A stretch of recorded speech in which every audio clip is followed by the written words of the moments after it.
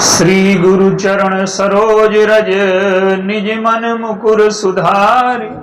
वरणहु रघुबर बिमल जस जो दायक फल चार। बोलिए सियावर रामचंद्र की जय। सिय राम मैं सब जग जानी, करूं प्रणाम जोर जुग पानी।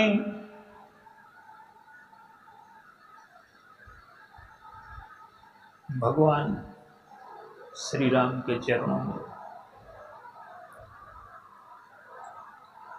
प्रणाम। उनके जितने भक्त हैं, हो गए हैं, आगे होंगे, सबके चरणों में प्रणाम। आइए,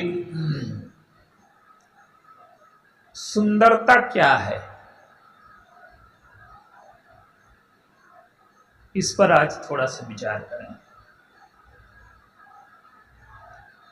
जीवन को हमने जीवन की तरह से जाना नहीं। जीवन के एक पक्ष को हम पकड़ लेते हैं, जैसा मन का स्वभाव है, वो अधूरा देखता है। अधूरा देखता है और दूसरा ये है कि वो दूसरों की ओर देखता है। ये स्वभाव है मन का। उसी तरह से हम जीवन को पकड़ पाते हैं। जीवन गणित की तरह से नहीं है। जीवन दुकानदारी नहीं है। जीवन कवि का काव्य है।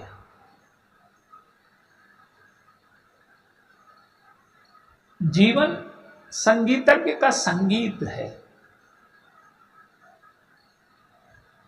जीवन सौंदर्य है। जीवन सत्य है। जीवन शिव है। हमने जीवन के एक पक्ष को जाना है। जीवन में हमने मृत्यु का अनुभव किया, अमृत्यु का अनुभव नहीं किया। और जैसा पश्चिम की धारणा है कि ये जो समस्याएं हैं जीवन की, ये रहेंगी, जबकि जीवन में समाज और व्यक्ति समस्याओं से पूरी तरह से मुक्त हो सकता है। जैसे पदार्थ विज्ञान है, वैसे चेतना का विज्ञान है। और हमारी संस्कृति ने चेतना विज्ञान में वो उन्नति प्राप्त की थी कि संसार में कभी कोई कर नहीं पाया। और चेतना विज्ञान के निष्कर्ष उतने ही ठोस हैं जितने पदार्थ विज्ञान के। और यदि हम उन निष्कर्षों को अपने जीवन में लागू करें तो हमारा जीवन मृत्यु से अमृत की ओर पहुंच सकता है। और हजारों सैकड़ों लोगों ने इस देश में पूर्णता प्राप्त की है। लाखों लोगों ने प्राप्त। आइए, जीवन का जो एक पक्ष है सौंदर्य, आज उस पर चर्चा करें। सौंदर्य जिसे हम जानते हैं वो पार्थिव सौंदर्य है। एक सौंदर्य का हम और अनुभव करते हैं जो हृदय का सौंदर्य है, चरित्र का सौंदर्य है।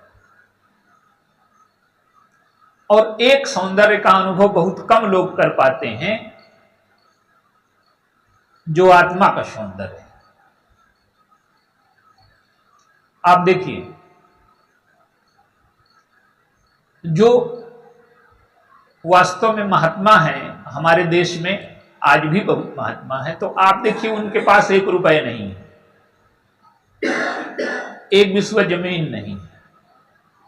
हमसे अच्छा रहते हैं, हमसे अच्छा खाते हैं, हमसे अच्छे मकानों में रहते हैं। और उनके न चेहरे में कोई तनाव है, न कोई समस्याएं हैं। उनका चेहरा बच्चों जैसा भोला है। उनकी आंखों में देखिए भोलापन है। जो भी महात्मा होगा उसकी आंखों में सरलता उतर आएगी। उसका सौंदर्य मरते दम तक क्षीण नहीं होता। और उसके पास जब हम पहुंचते हैं, हमारे यहां दर्शन का इसीलिए महत्व है कि हम उसके पास पहुंचते हैं तो हमें हमारे अंतःकरण को शांति प्राप्त होती है, सुख प्राप्त होता है, सौंदर्य की अनुभूति होती है। तो जो सौंदर्य के ये तीन पक्ष हैं, पार्थिव सौंदर्य, हृदय का, चरित्र का सौंदर्य और आत्मा का सौंदर्य। आप देखिए, हम संसार में जिस सौंदर्य से परिचित हैं वो क्या है? आकर्षण हुआ, अतृप्ति हुई, हमने पाया उसको, और पाने के बाद कुछ दिन के बाद उसका रस चला गया। 10-15 साल साथ रहे, उसका रस चला गया। तो ये जो सौंदर्य है, ये सीमित सौंदर्य है संसार चलाने के लिए, इसकी उपयोगिता है। आइए एक दो दृष्टांत जो हैं वो लें। गोस्वामी जी हैं, गोस्वामी जी ने जीवन का एक पक्ष देखा है। जन्म के बाद उन्हें तिरस्कार, घृणा, उपेक्षा, अपमान, ये जन्म लेते ही इसका सामना उन्हें करना पड़ा। संसार में बहुत कम ऐसे अभागे बालक होंगे जिन्हें गोस्वामी जी जैसी परिस्थितियों का सामना करना। गुरु जी की नजर पड़ी, अपने आश्रम में ले गए, विद्या अध्ययन किया। वहां जो उनके जीवन में भक्ति आई, वो परिस्थिति जन्य और वातावरण जन्य है। ये परिस्थिति जन्य और वातावरण जो भक्ति है वो स्थायी नहीं होती। क्यों? अभी अंतःकरण में अतृप्त वासनाएं हैं। युवा हुए, विवाह हुआ, पत्नी सुंदर है, स्नेहिल स्वभाव है, प्यास और बढ़ गई। एक दिन के लिए वियोग नहीं सहन करते। कहीं बाहर गए हैं, पत्नी जानती है कि जाने न देंगे, बिना बताए चली गई। अब गोस्वामी जी आए, व्याकुल हैं, मिलने के लिए चल पड़े। बीच में नदी है, शव पड़ा हुआ है, उस पर बैठ कर पहुंच गए। सौंदर्य की अंतिम परिणति शव ही है, सांसारिक सौंदर्य। और गोस्वामी जी उस शव को देख रहे हैं। लेकिन हमारा जीवन ऐसा दुर्भाग्यपूर्ण है कि हम अधूरा देखते हैं। गोस्वामी जी देखने के बाद भी देख नहीं पाए। जिस सौंदर्य के लिए मैं जा रहा हूं, इसकी अंतिम परिणति तो यही है। गए, मुख्य द्वार बंद है, खिड़की से गए, जो भी कथा है आप सब जानते हैं। पत्नी के पास जब पहुंचे तो वर्तमान और भविष्य की दूरियां खड़ी हो गई। पत्नी परिवार के बीच में पली है, अपने स्नेह का अधिकतम भाग तुलसी को दे सकती है, लेकिन उसके अन्य भाई बहन, माता पिता भी तो हैं। और तुलसी को ऐसा प्रेम चाहिए, ऐसा स्नेह चाहिए, ऐसा सौंदर्य चाहिए जिसमें बंटवारा न हो। पत्नी ने जो कहा वो तो उनके गुरु के आश्रम में नित्य सुनाया जाता था, लेकिन वो परिस्थिति और वातावरण जन्य था, वो हृदय से नहीं था। आज उन्हें सुंदरता की सीमा पता लग गई। उन्हें पता लग गया कि ये सुंदरता, ये प्रेम, ये रत्नावली की समस्या नहीं है, संसार में प्रत्येक की समस्या है। अगर प्रतिक्रिया का जन्म होता, विवेक का जन्म न हुआ होता, तो दूसरी रत्नावली की खोज में चले जाते। उनका हृदय विशाल है, विवेक जागृत है, लेकिन प्यास वही है। वो कहते हैं कि मैं ऐसी सुंदरता प्राप्त करूंगा जिसमें बंटवारा न हो, ऐसी सुंदरता प्राप्त करूंगा जो मेरे जीवन की अतृप्ति को मिटा दे। सुंदरता केवल प्यास नहीं है, सुंदरता तृप्ति भी है। हम जिस सुंदरता को जानते हैं वो अभाव का, वासना से पैदा हुई है, काम से पैदा हुई है। जो काम से पैदा हुई सुंदरता है वो अतृप्ति है। लेकिन उन्होंने उस अतृप्ति का, सौंदर्य की सीमाओं का अनुभव कर लिया, और हम जीवन भर में उन सीमाओं का अनुभव नहीं कर पाते।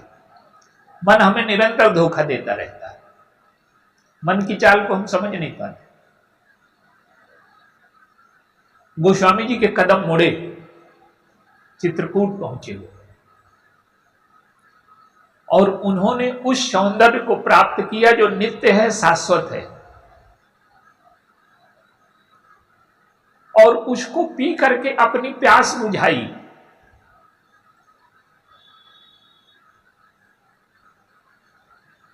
और वो अमृत हमें दे गए सौंदर्य का, जिससे पी करके हम भी अपने जीवन की प्यास बुझा सकते हैं। तो सौंदर्य केवल अतृप्ति नहीं है, सौंदर्य पूर्ण तृप्ति भी है। लेकिन वो सौंदर्य पार्थिव नहीं है, अपार्थिव है, चरित्र का है, भावना का है, प्रेम का है, आत्मा का सौंदर्य। तो सौंदर्य के एक दो दृष्टांत और हम देखते हैं।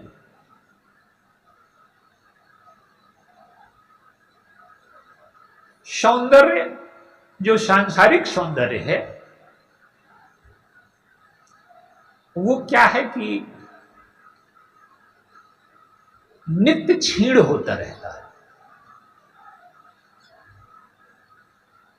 कुछ दिन के बाद सौंदर्य समाप्त हो जाता है। तो सच्चा सौंदर्य वो नहीं है जो क्षीण होता जाए। सच्चा सौंदर्य वो है जो नित्य नवीन होता जाए।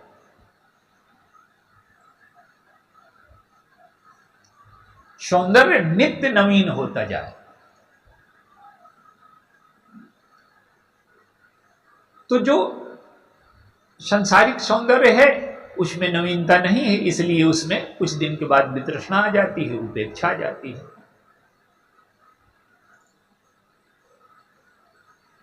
आप देखिए,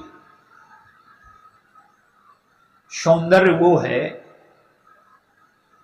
जिससे हमारे अंतःकरण को अच्छी दिशा में चलने की प्रेरणा प्राप्त हो, उससे सद्भाव पैदा हो, हम सत्कर्म की ओर चलें, हमारे जीवन सद्विचार की ओर चलने के लिए जो प्रकाश प्राप्त होता है जिस सौंदर्य से, वो सौंदर्य है। और उससे हमारा अंतःकरण रस से भर जाता है। सौंदर्य केवल प्यास नहीं है, तृप्ति भी है।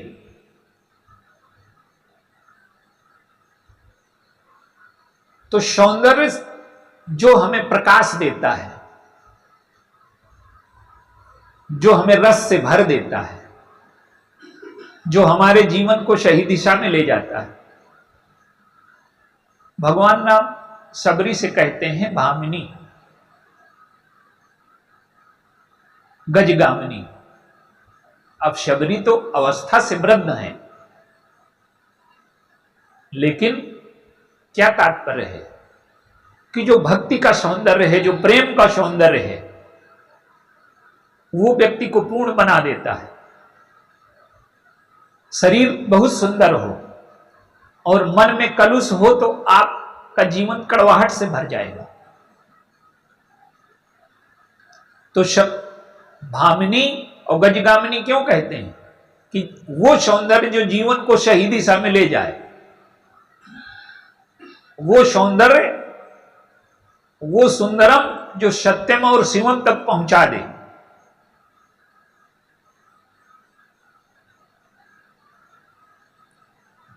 शूर्पणखा आई, नकली सौंदर्य है। वासना का जो सौंदर्य है वो नकली है, वो रूप बना करके आई। और जो सांसारिक सौंदर्य की कमियां हैं वो क्या है? वो अधिकार पाना चाहती है, सीता जी कुछ नहीं बोलती, लेकिन वो सोचती है कि सीता जी को खा लूं तो राम पर अधिकार कर लूं। लक्ष्मण जी ने क्या किया? नाक कान काट लिए। जो ऊपरी सौंदर्य था उसके नीचे जो कुरूपता छिपी हुई थी उसको प्रकट कर दिया। तो सुंदरता हमें कुरूप नहीं बनाती। सांसारिक सौंदर्य क्या है? हमने सुंदरता देखी, एक सुंदर पुष्प खिला हुआ, उसके पास गए, उसको डाली से तोड़ लिया, उसको नाक में लगाया, सूंघा और फेंक दिया, पैरों में कुचल दिया। ये सौंदर्य का सम्मान है क्या? सौंदर्य का सम्मान तो यह है कि उसे हम डाली में लगा रहने दें और उसकी सुंदरता देख करके प्रसन्न हो। लेकिन सांसारिक सौंदर्य में होता ही यही। तो जो सुंदरता है, गोस्वामी जी ने उसका अंतर वर्णन किया, सांसारिक सौंदर्य का और ईश्वरीय सौंदर्य का। दो प्रकार के लोग हैं सुंदरता को पीने वाले। पियत सुमन रस अली बिटप और कोली काट फल खात और तुलसी चिरजीवी जुगल और सुमति कुमति कह बात। भौरा फूल का रस ले लेता है, बिना हानि पहुंचाए अपने जीवन की तृप्ति कर लेता है, सुंदरता को नष्ट नहीं करता। और कोल की रात क्या कि काट करके फल खाते हैं, ये वासना है। और तुलसी तरजीवी जुगल, दोनों वृक्ष पर जीवित हैं, एक सुमति एक कुमति। ये सुंदरता को पीने की खाने की पद्धति है जिसका अंतर बताया। एक उदाहरण देखिए। कैकेयी आई, दशरथ जी को बहुत प्रिय हैं, बहुत सुंदर हैं, बार बार कहराऊ सुमुख सुलोचन पिक बचन और कारण मोहि सुनाऊ गज गामिन निज कोप कर। और जैसे ही कैकेयी ने वरदान मांगा,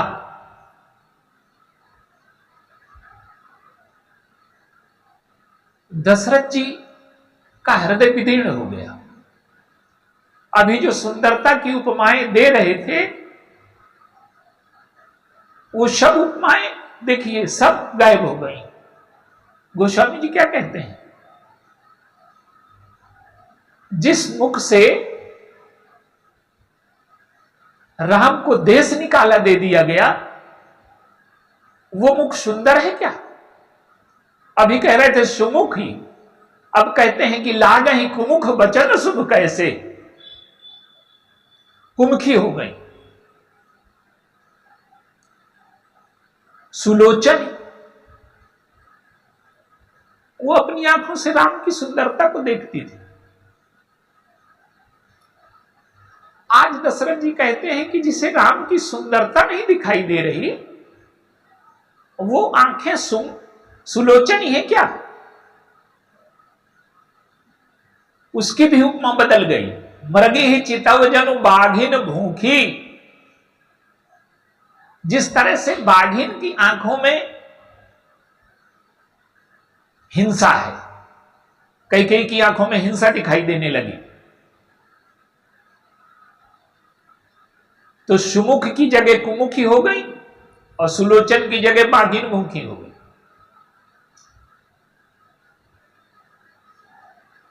और अभी जो वाणी बोल रही थी तो वो पिक वचन लग रही थी, कोयल की वाणी थी। लेकिन जैसे ही राम के वनगमन का आदेश हुआ उस वाणी से, तो कहते हैं कि भिल्लन जिम छानन चाहते वचन भयंकर बाज, वो बाज हो गई और उनकी चाल भी मतवाली लग रही थी। लेकिन अब क्या कहते हैं, पहले गजगा में नहीं कहते हैं, अब कहते हैं कि मोर मनोरथ सुरतर भूला और भरत करिन जी में हत्यो शमूला। मेरे कल्प वृक्ष कोई साथी ने उखाड़ डाला। दशरथ जी को प्रिय है कैकेयी, लेकिन राम का सौंदर्य जैसे ही राम का विरोधी हुआ, दशरथ जी ने भूल नहीं की, तुरंत समझ गए। कहते हैं कि अब जीवन में कभी मेरे सामने ना आना, आखिन ओठ बैठ की न जाई। फिर कभी देखा नहीं उन्होंने।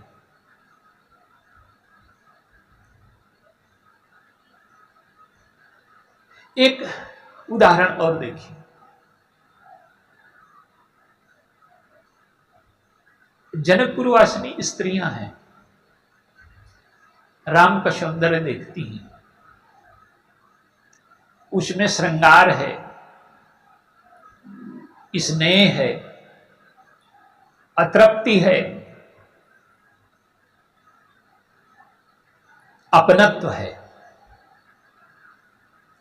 यह सुंदरता को देखने की दृष्टि है, लेकिन उसमें कहीं भी कामना नहीं है, ईर्ष्या नहीं है, अधिकार की वृत्ति नहीं है। संसार के सौंदर्य में यह है कि हम तुरंत उस पर अधिकार पाना चाहते हैं, उसका बंटवारा नहीं चाहते। लेकिन जनकपुर की ललनाएं क्या करती हैं? गोस्वामी जी ने तो श्रृंगार को पूर्णता तक पहुंचाया। नारी विलोकहि हरस ही निज निज रुचि अनुरूप, जब सोहत सिंगार धरि मूर्त परम अनु। लेकिन पाने की कामना नहीं है। जय बिरंच रच सिय समारी, ते श्यामल बर रचो बिचारी। वो चाहती हैं कि इनका विवाह सीता के साथ हो जाए। ये निष्कामता है, कामना है। इनकी सुंदरता देखने को मिलेगी, लेकिन संबंध सीता जी के साथ हो जाए। और अपना लालच भी बता देती, 12 बार स्नेह बस जनक बुलाओ बसी, लेन आई हैं बंधु दो कोटि काम कमनी। ये सुंदरता को देखने की दृष्टि है, निष्कामता को देखने की दृष्टि है।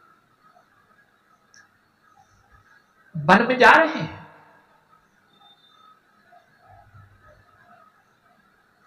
गांव की स्त्रियां देखती हैं, कहती हैं कि आखिर में सखी राखी बेजोग, इन्हें कि कह बनवास दियो है। गांव की स्त्रियां आ गई,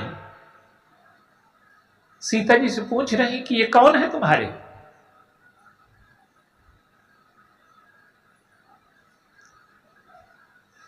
भगवान का सौंदर्य देखती हैं, कहती हैं कि ये तुम्हारी ओर देखते हैं तो हमें समस्या पैदा होती, हमारा मन चुरा लेते हैं। तो सीता के सौभाग्य में अपना भाग पा लेती। गोस्वामी जी ने कहा कि सीता जी ने जब देखा ईश्वर सौंदर्य है, लेकिन उस सौंदर्य की स्वामिनी सीता जी हैं। मुदित भई सब ग्राम बधूटी, और रंकन राय राशि जनु लूटी। एक सुंदरता का सबसे बड़ा दृष्टांत देखिए। गरुड़ जी आए, कालभूषण के पास बैठे हैं। महाराज, आप तो समर्थ हैं, लेकिन ये काला सा अपवित्र शरीर क्यों धारण किए हैं? कालभूषण जी ने सुंदरता की परिभाषा बताई। सोई पावन सोई सुभग शरीरा, और जो तन पाए भजिए रघुवीरा। वही पावन है, वही सुंदर है। जिस तन को पाकर के भगवान का भजन किया जाए। ये शरीर मिला, ये भोगों को भोग करके मृत्यु के लिए नहीं है। ये शरीर ये भोगों से उठ करके सच्ची सुंदरता पाकर के अमरता के लिए है ये शरीर। तो वो कहते हैं कि वही शरीर सुंदर है, वही पावन है जिस शरीर से भगवान का भजन हो। और कौवे का स्वर तो बड़ा कर्कश होता है, लेकिन कागभूषण जी जब कथा कहते हैं तो बोले वो मधुर वचन जब कागा। भगवान की कथा वाणी को सुंदर बना देती है। भगवान का रूप अमरत्व प्रदान कर देता है। गोस्वामी जी एक उदाहरण और देते हैं। कपिपत रीछ निशाचर राजा, अंग दादि जे केस समाजा, बंदम सबके चरण सुहाए, अधम शरीर राम जिन पाए। बंदर और भालू इनके चरण सुंदर हैं। आप देखिए ये सुंदर है क्या? गोस्वामी जी कह सकते थे कि ये वीर हैं, बहादुर हैं, लेकिन कहते हैं कि नहीं, ये सुंदर हैं। क्यों? कि ये भक्ति देवी की खोज में चले, इसलिए सुंदर हो गए। सुंदरता का एक दृष्टांत और देखिए। भरत जी कहते हैं कि जिन्हें निरखी मग सापिन बीछी, और तजहि विषम विष तामस तीछी, तई रघुनंदन लखन से अनहित लागे जाए, और तासु तनय तज दुसह दुख दयो सहावे। का ये कह कि अंदर की कुरूपता है। मनुष्य तभी सुंदर हो सकता है जब अंदर और बाहर दोनों से सुंदर हो। पार्वती जी का हाथ देखते हैं नारद जी, क्या कहते हैं? सुंदर, ये सुंदर हैं। ये तो बाहर की सुंदरता है, अब अंदर की सुंदरता बताते हैं। सुंदर सहज सुशील, स्त्री में सौंदर्य है। स्त्री की शक्ति उसकी सौंदर्य, उसकी सुकुमारिता, उसका वात्सल्य, उसका स्नेह, लेकिन अंदर से सुशील है और शयानी है। तो सुंदरता बाहर ना हो, सुंदरता अंदर भी हो। और वो जो सुंदरता है हमारे जीवन को अमरत्व की दिशा में ले जाए, हमारा चरित्र सुंदर हो जाए। कितना भी सुंदर व्यक्ति हो, आप उसके पास बैठें, अगर उसका हृदय कुरूप है तो हमारा हृदय दुखी हो जाता है, वितृष्णा आ जाती है, आनंद नहीं मिलता। तो रूप की सुंदरता ठीक है, एक पक्ष है जीवन का, लेकिन उससे अंदर प्रेम की सुंदरता, भावना की सुंदरता, चरित्र की सुंदरता, और इससे उठ करके आप देखिए जनक जी हैं, वो देह से ऊपर उठ चुके हैं, वो ब्रह्म सुख में डूबे रहते हैं,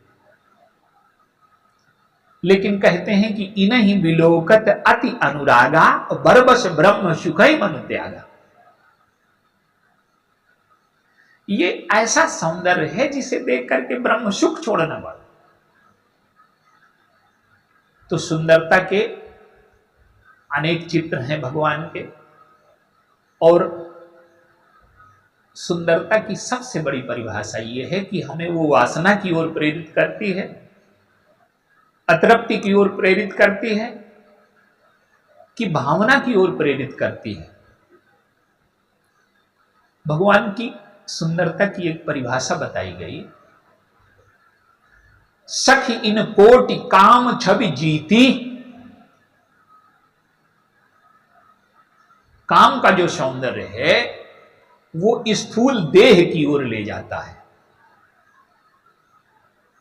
काम का जो सौंदर्य है वो पार्थिव बना देता है, हमें आवेशित कर देता है। और भगवान का सौंदर्य जो है वो व्यक्ति को देह से ऊपर उठा देता है। और जब व्यक्ति देह से ऊपर उठ जाता है तो वो चरित्र का सौंदर्य और आत्मिक सौंदर्य जो हमें अमरता की ओर ले जाता है। तो हम सौंदर्य की पूजा करें, लेकिन वो भगवान का सौंदर्य हो जिससे हमारे अंतःकरण में सद्भावना जगे, हमारा चरित्र सुंदर हो जाए, हमारे जीवन में सद्विचारों का उदय हो और हम सुंदरता हमारी मृत्यु की ओर न लेकर के भोग की ओर, अमृत्यु की ओर हमें ले जाए, भोगों से ऊपर उठा दे। यही सुंदरता की सच्ची परिभाषा है। बोलिए सियावर राम।